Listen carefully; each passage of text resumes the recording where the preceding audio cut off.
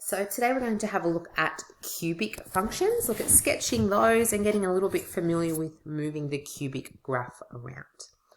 A cubic function has an equation where the highest power is a 3, and there's a few different ways that our cubics can look, and we'll start with the basic form.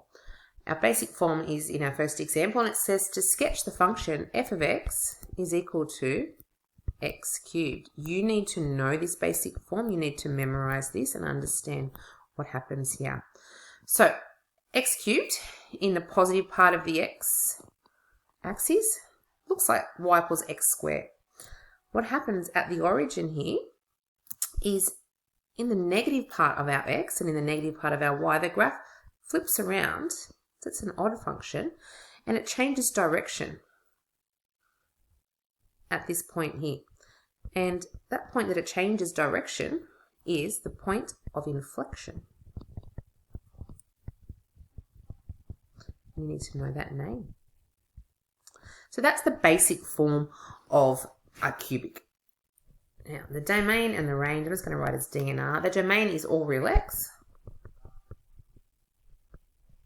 And our range is all real Y values.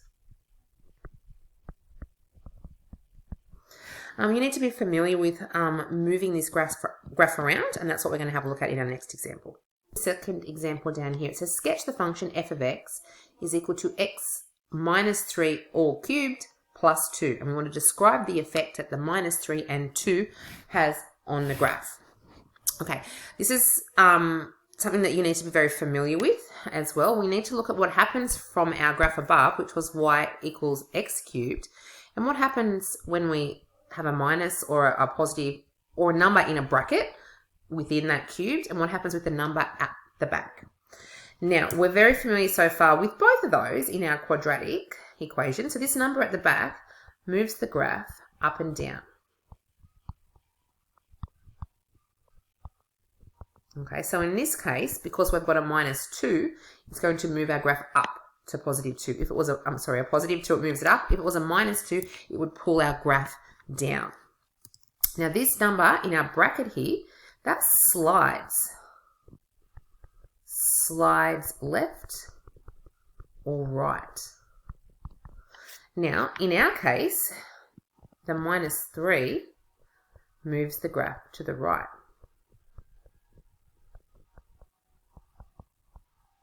I'll show you why in a minute. And the plus 2 moves the graph up. Now, if I just write that equation over here again, and I've got y is equal to x minus 3 all cubed plus 2, what we've actually got is x minus 3 happening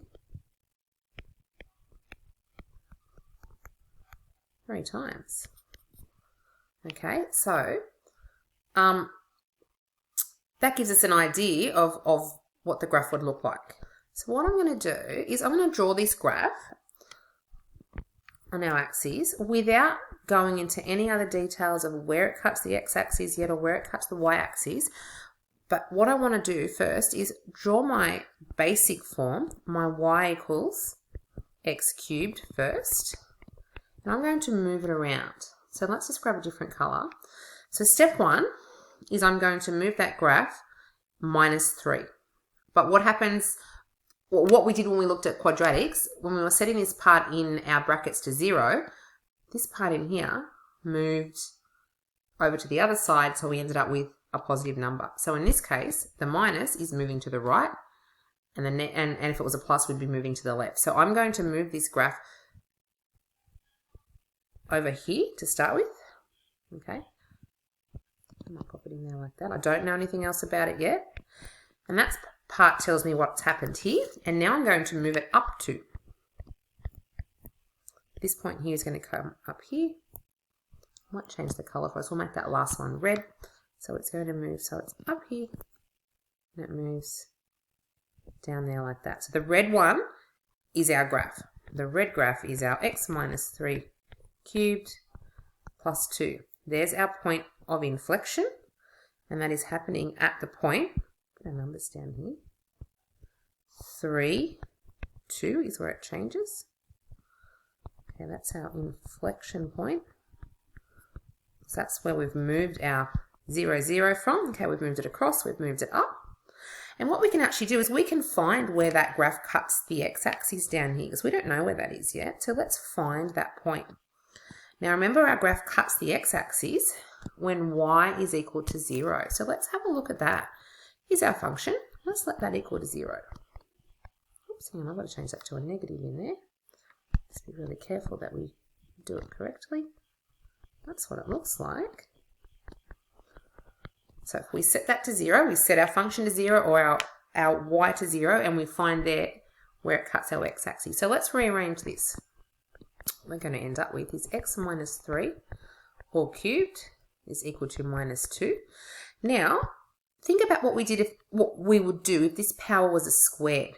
To get rid of that square, we would take the square root. How would we get rid of a cube? We'd actually take the cubed root. So what I'm going to end up with is, on this side, a cubed root of minus 2. Now, this differs slightly from when we were taking the square root. Remember when we took the square root, we needed to have a plus or a minus? We don't need to do that for a cubic. And a cubic allows us to take the square root of a negative number. Okay, so we need to remember that. I'm going to get x, so I'm going to go plus 3 and plus 3. And what my x value is going to be, it's going to be the cubed root of minus 2 plus 3. If we pop that into our calculator, be familiar with the buttons on your calculator. Okay, my calculator here is slightly different to yours, but my cube root sits above my square root button. So check that you know where yours is. It will be a yellow button if you've got the Abacus. If you've got a Sharp or a Casio, please find it. If you can't, you need to come and find me and I will help you out. So I've got the cubed root of minus 2. I'm going to add, oops, hang on, I don't want to do that under there, do I? I'm going to arrow out of that one. Plus 3. And I'm going to end up with my x-intercept being 1.74.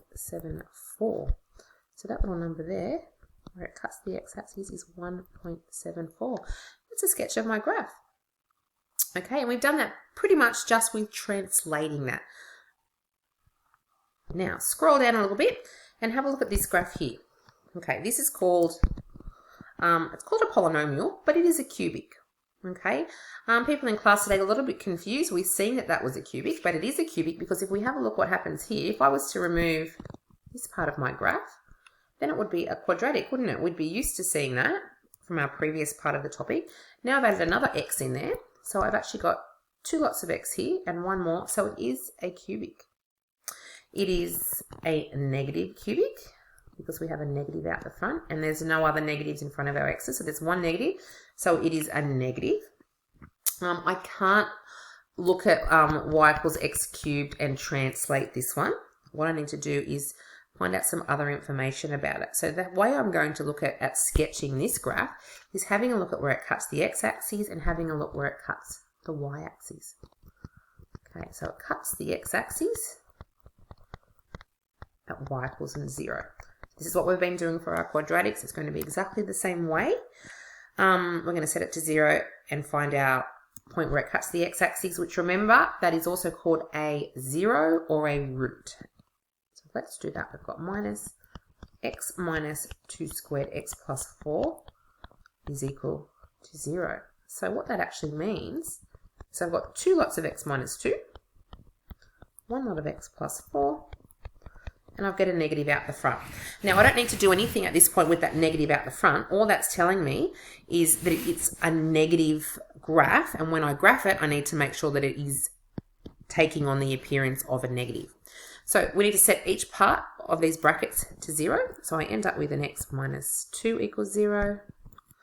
If you're confident with these, you might be able to straight away now see that that's going to be x equals 2, but I'll pop them down as individuals.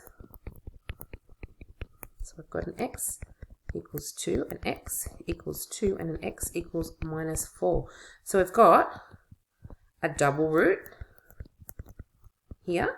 So we remember from our discriminant topic what that means.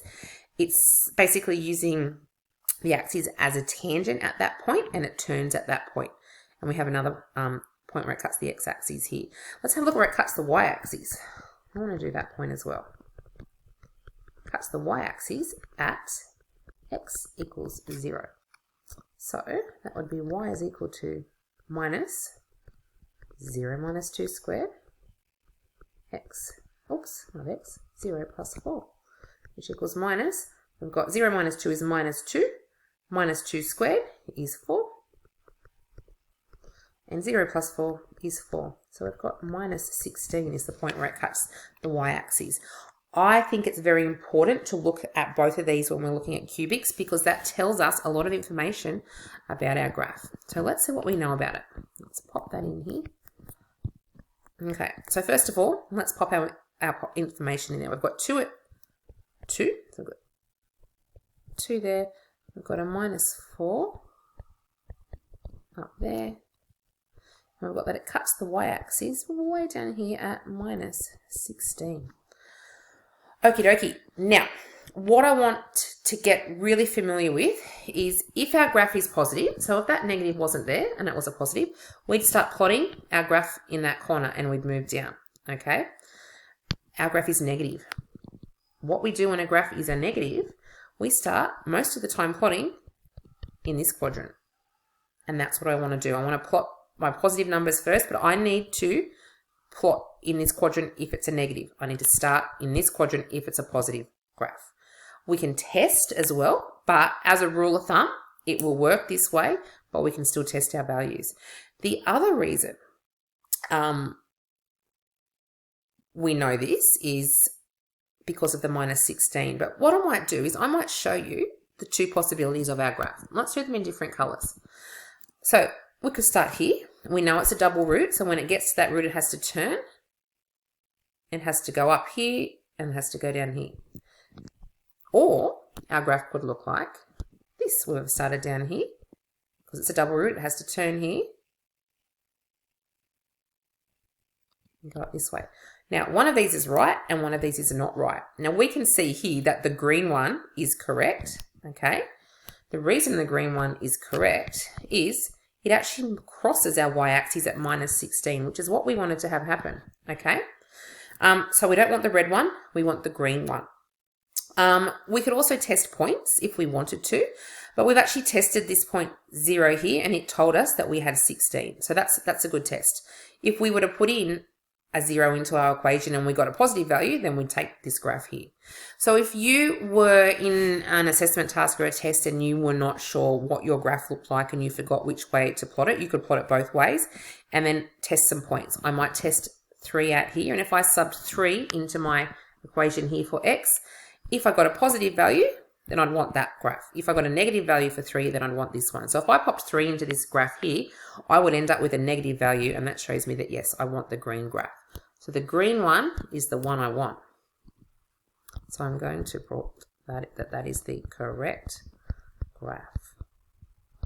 And that's something that practice will help you out with.